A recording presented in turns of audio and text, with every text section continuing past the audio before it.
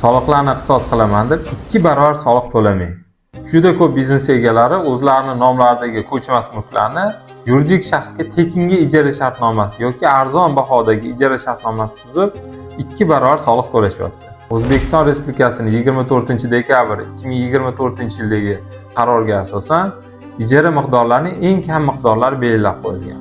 Bundan tashqari bunda agar ijara shartnomalari tekinga rasmiylashtirilgan bo'lsa, bular jismoniy shaxslarning daromad sifatida ham baholanishi belgilab qo'yilgan. Ushbu qonun buxgalterlar tomonidan to'liq o'rganilmaganligi hisobiga soliqqa kamaytiraman deb tekin ijara shartnomalari rasmiylashtirilmoqda.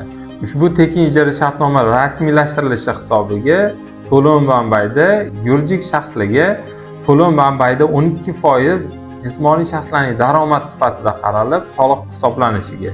Bundan tashqari yuridik shaxslarning o'zi uchun ham qo'shimcha ravishda tekin olingan xizmat sifatida qaralib, ularga ham 15% miqdorida soliq hisoblanishiga sabab bo'lmoqda. Shu sababli o'zingizga ko'chmas mulkingizni yuridik shaxsga berilishida tekin ijara shartnoma tuzmang. Bu sizga 2 barobar soliq hisoblanishiga sabab bo'ladi.